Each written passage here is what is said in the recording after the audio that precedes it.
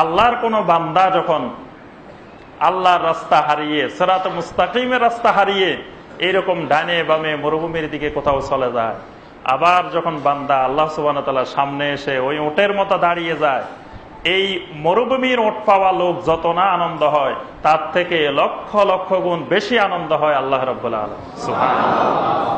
কারণ যে আল্লাহ রাব্বুল আলামিন একজন মানুষকে তৈরি করার জন্য, তার পিছনে আল্লাহ রাব্বুল আলামিনের কুদরতের কত কিছু আল্লাহ রাব্বুল আলামিন ব্যবস্থাপনা করেছেন। একজন মানুষকে একবারে সূচনা থেকে, মায়ের পেট থেকে শুরু করে এই বান্দার 30 বছর, 40 বছর, 50 বছর বয়স হওয়া পর্যন্ত তার পিছনে আল্লাহ রাব্বুল আলামিন কত হিকমত, কত কুদরত, কত রিজিক, কত কিছু আল্লাহ পাক সরবরাহ করেছেন।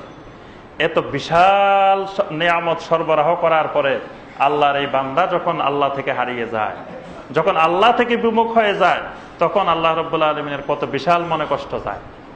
কিন্তু যখনই আবার বান্দা আল্লাহর দিকে ফিরে আসে, তখন আল্লাহ রাব্বুল আলামিন মহা আনন্দে তার তাওবা কবুল করেন সুবহানাল্লাহ। এটা হলো তাওবা কবুলকারী আল্লাহ সুবহানাহু ওয়া তাআলা।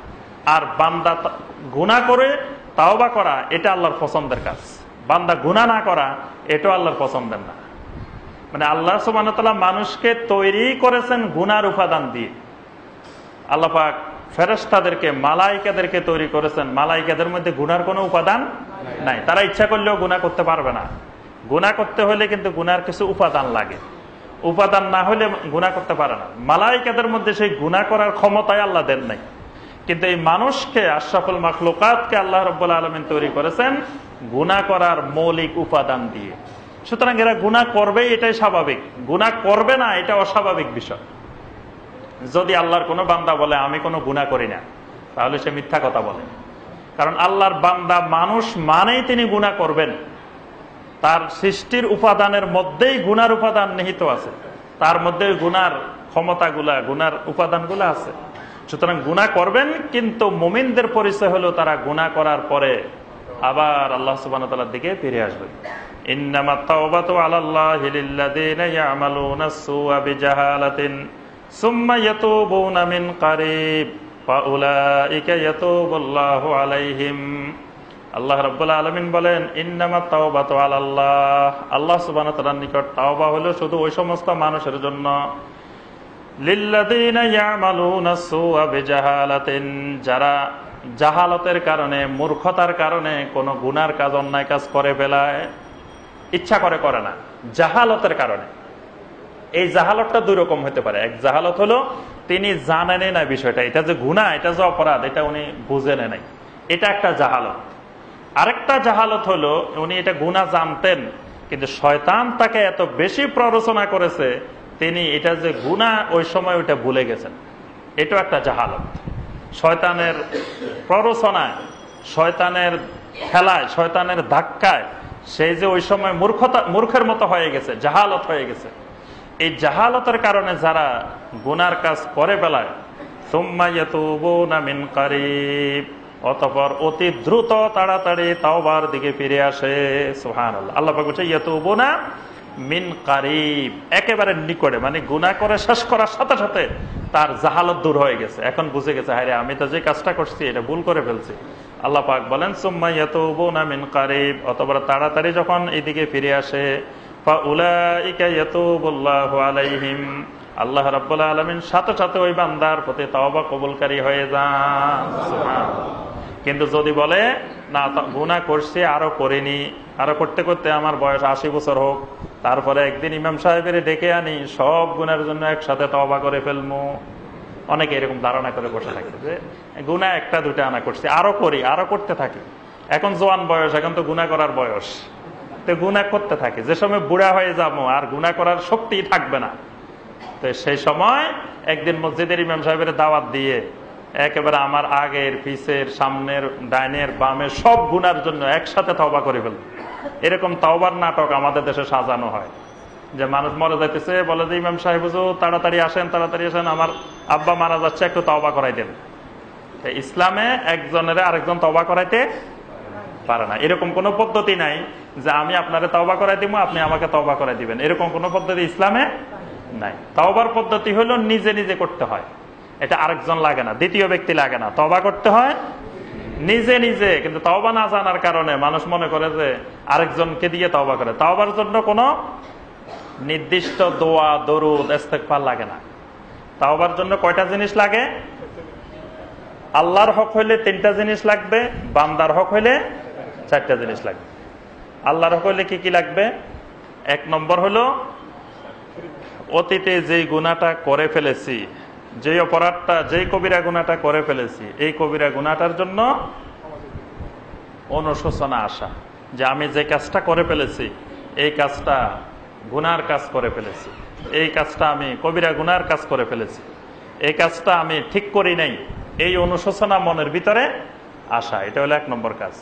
2 নম্বর কাজ হলো এই গুনার জন্য আল্লাহ সুবহানাহু ওয়া তাআলার কাছে ক্ষমা চাওয়া। আস্তাগফিরুল্লাহ আল্লাযী লা ইলাহা ইল্লা হুয়াল হাইয়ুল কাইয়্যুম ওয়া আতুবু ইলাইহি। আস্তাগফিরুল্লাহ, আল্লাহ আমি আপনার কাছে ইস্তেগফার করছি, আমি আপনার কাছে ইস্তেগফার করছি, আমি আপনার কাছে ক্ষমা চাচ্ছি আমি যে গুনাহ করে ফেলেছি। এটা হলো 2 নম্বর কাজ, ইস্তেগফার করা। 3 নম্বর কাজ হলো ভবিষ্যতে আমি মৃত্যু পর্যন্ত যতদিন বেঁচে থাকবো ততদিন আর এই অপরাধ দ্বিতীয়বার করব না, আল্লাহ সুবহানাহু ওয়া তাআলার সাথে এই ওয়াদা দেওয়া। এই 3টা হলো আল্লাহর হকের ব্যাপারে। আল্লাহর হক কোনগুলা? যেমন সালাত, সিয়াম, তারপরে যাকাত, তারপরে হজ, যেগুলোর সাথে বান্দার অধিকার জড়িত নাই, শুধু আল্লাহর অধিকার জড়িত। আর যদি বান্দার অধিকার জড়িত থাকে সেগুলা করতে হবে 4টা কাজ। এই 3টার সাথে আরেকটা কাজ করতে হবে। সেই কাজটা হলো বান্দার যে ক্ষতিটা করেছি সেই ক্ষতিপূরণ দিতে হবে। যেমন বান্দা থেকে আমি সুদ খেয়েছি, রিবা নিয়ে এসেছি, সুদ নিয়ে আসছি, আল্লাহর যত বান্দা থেকে সুদ নিয়ে আসছি ওই বান্দাদেরকে ওই সুদ ফেরত দিতে হবে। আপনি সুদ খাইছেন, ইমাম সাহেব কি ফেরত দিবে আপনার সুদ? ইমাম সাহেব তাওবা করাইবো কেমনে? তাওবা তো করবেন আপনি। আপনি সুদ খেয়েছেন, আপনি ঘুষ খেয়েছেন, আপনি আরেকজনের সম্পদ আত্মসাৎ করেছেন, আপনি এতিমের সম্পদ আত্মসাৎ করেছেন, আপনি গরিব মিসকিন অন্যের হক নষ্ট করেছেন, বোনের হক নষ্ট করেছেন, ভাইয়ের হক নষ্ট করেছেন, প্রতিবেশীর হক নষ্ট করেছেন। এটার তওবা তো আপনি করবেন, ইমাম সাহেব তো ওটা ফেরত দিতে পারবে না। এটা ফেরত দিতে হবে যিনি গুনাহ করেছেন তাকে ফেরত দিতে হবে। তাহলে এই তওবার জন্য কি কোনো ইমাম সাহেব, খতিব সাহেব দরকার আছে? দরকার নেই। নিজের তওবা নিজে করতে হবে। আবার এক গুনার জন্য একটা তওবা, ওইটা খেয়াল রাখতে হবে ভালো করে। একটা কবিরা গুনার জন্য একটা তওবা।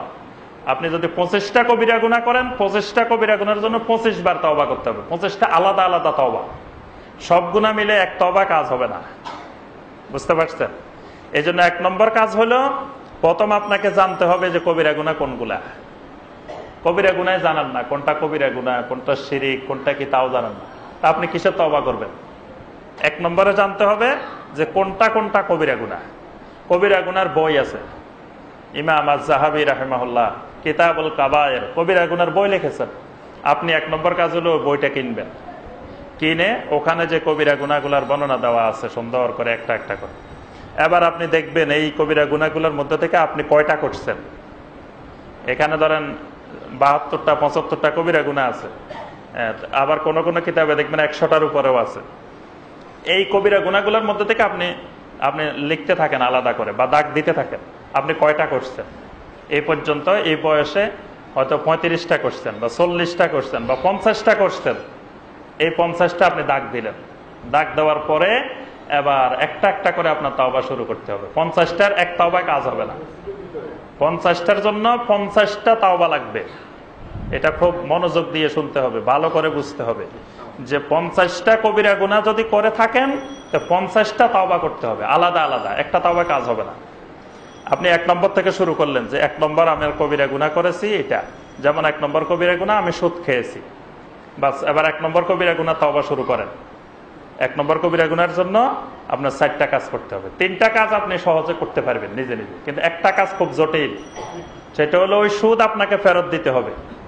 এখন আপনি চিন্তা করলেন যে সুদ তো যাদের যাদের থেকে নিয়েছি তাদের তো নাম লিখে রাখিনি বা সবার কথা জানাও নাই আমার, কত মানুষের থেকে সুদখোরেরা সুদ খাচ্ছে, তো কতজন থেকে খাচ্ছে কার নাম ঠিকানা কি লেখা আছে, আর এই বয়সে যখন তওবা করতেছি তখন হয়তো খেয়ালও নাই। তারপরেও যতটুকু খেয়াল হবে ততটুকু খুঁজে বের করতে হবে যে ওই ব্যক্তি জীবিত আছে কিনা, বা ওই ব্যক্তির কোনো ওয়ারিস পৃথিবীতে জীবিত আছে কিনা। দেখা গেল না, ওই ব্যক্তিও জীবিত নাই, ওই ব্যক্তির ওয়ারিসও জীবিত নাই। যদি ওই ব্যক্তি জীবিত থাকে, ওই ব্যক্তিকে এই সুদ ফেরত দিয়ে, এই ঘুষ ফেরত দিয়ে তার থেকে ক্ষমা নিয়ে আসতে হবে। ওই ব্যক্তি নাই, ওই ব্যক্তির ওয়ারিসদেরকে ফেরত দিতে হবে। এখন ওই ব্যক্তির ওয়ারিসও নাই, বা কোথাও তাদেরকে খুঁজে পাচ্ছি না, তখন ওই পরিমাণ সম্পদ, ওই পরিমাণ টাকা আল্লাহর রাস্তায় সদাকা করে দিতে হবে। সদাকা করে বলতে হবে, আল্লাহ তোমার ওই বান্দার থেকে, অনেক বান্দার থেকে আমি সুদ নিয়েছিলাম, কিন্তু আজকে তওবা করতে গিয়ে তোমার ওই বান্দাগুলাকে পাইলাম না, ওই বান্দাগুলার নামে এই সম্পদ আমি সদাকা করে দিলাম, ওই বান্দাদের আমল নামে তুমি এই সওয়াবটা পৌঁছাই দিও। সুবহানাল্লাহ। এবার আপনার একটা গুনার তওবা শেষ হইল, এবার 2 নম্বরটা শুরু করেন, 3 নম্বরটা শুরু করেন, এইভাবে একটা একটা করে করতে হবে তওবা। বুঝতে পারছেন তওবার বিষয়টা? এটার নাম হলো শরীয়তের দৃষ্টিতে তওবা। আর ওই শুধু আস্তাগফিরুল্লাহ রাব্বি, মানে তওবা যেমন হয়ে গেছে 2 নম্বর, দোয়া হয়ে গেছে 2 নম্বর।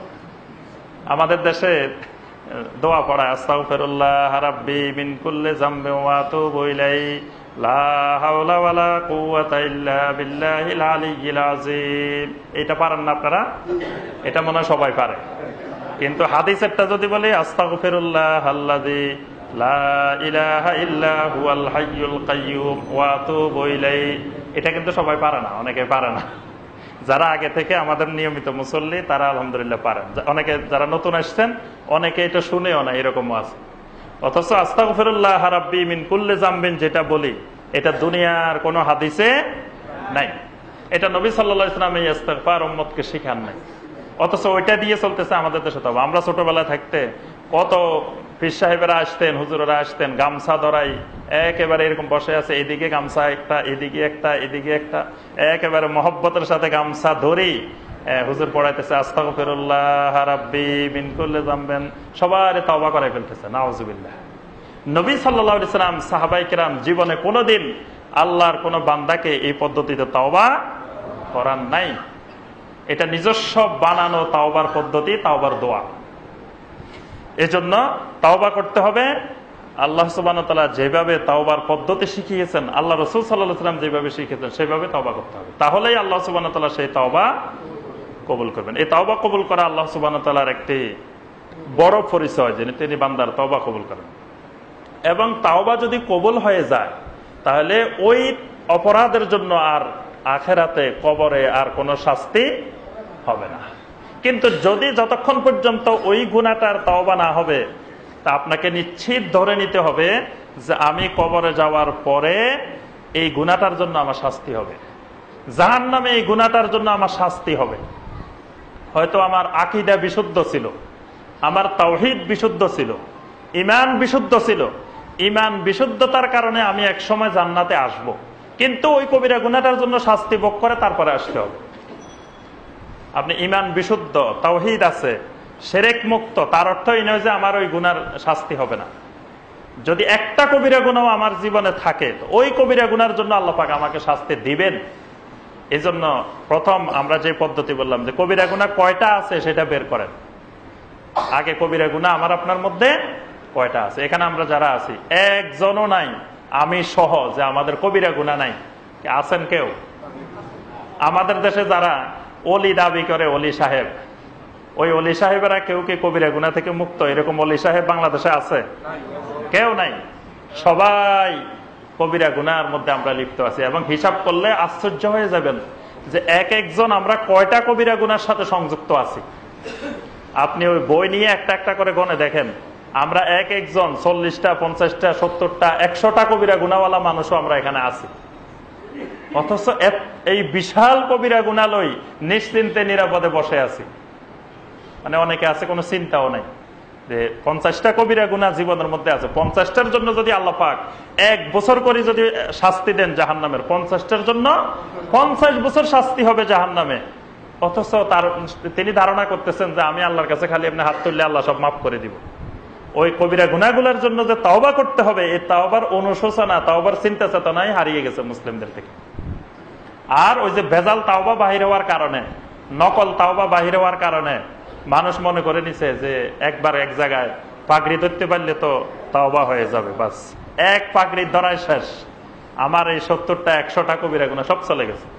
অথবা কোন এক দরবারে যদি একটা গরু দিয়ে দিতে পারি, একটা মহিষ দিয়ে দিতে পারি, তাহলে ওইটা দিয়েও আমার হয়তো সব গুনাহ শেষ।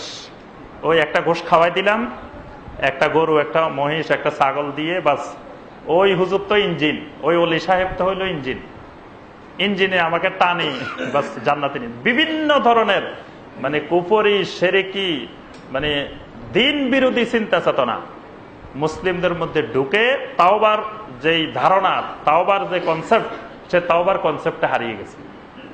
এই জন্য একদিন এক ভাই আমাকে বলতেছিলেন যে ভাই, আপনার তাফসিরে আসলে তো ভয় লাগে অনেক। তা আমি বললাম যে কেন ভয় লাগে? আপনার তাফসিরে আসলে সহজ কোনো পদ্ধতি, শর্টকাট কোনো পদ্ধতি পাই না। আমরা তো খুঁজি সবসময় শর্টকাট পদ্ধতি, শর্টকাট তরিকা, যে যেই তরিকা ধরলে একেবারে সহজে মানে সংক্ষেপে জান্নাতে চলে যেতে পারবো। কিন্তু আপনার তাফসিরে গেলে যে কঠিন কঠিন কথা শুনি, এগুলোতে জান্নাতের আর আশাই করতে পারি না। যে আপনি তো এরকম ওই সংক্ষিপ্ত রাস্তা, সংক্ষিপ্ত তরিকা দেখান না। এই যে তওবা করতে গেলে যে অবস্থা বলতেছেন, যে এই অবস্থা করতে গেলে আমি একটা চাকরি বাকরি করে, সরকারি চাকরি করে কিছু বিশাল অঙ্কের ঘুষের টাকা দিয়ে ঢাকা শহরে একটা বাড়ি করছি, এখন আপনি বলতেছেন যে আমার বাড়ি সহ দিয়ে দিতে হবে, তা আমি থাকবো কোথায়?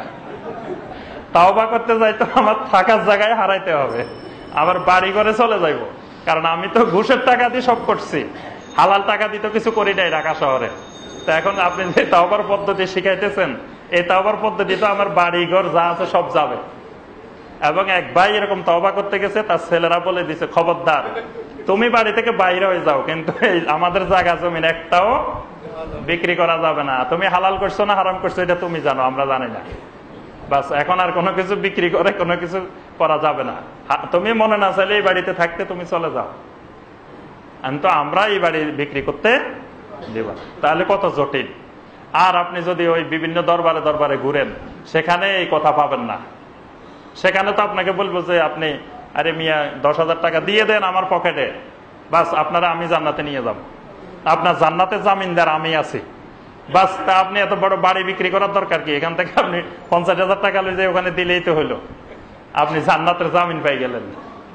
কিন্তু আল্লাহ সুবহানাহু ওয়া তাআলা, আল্লাহ রাসূল সাল্লাল্লাহু আলাইহি ওয়াসাল্লাম এই জাতীয় শর্টকাট তরিকা, 126 তরিকার মধ্যে সংক্ষিপ্ত তরিকা, যে এই তরিকা ধরলে আপনি জান্নাতে চলে যাবেন, এই সব তরিকা আল্লাহ এবং আল্লাহ রাসূল আমাদেরকে দেন নাই।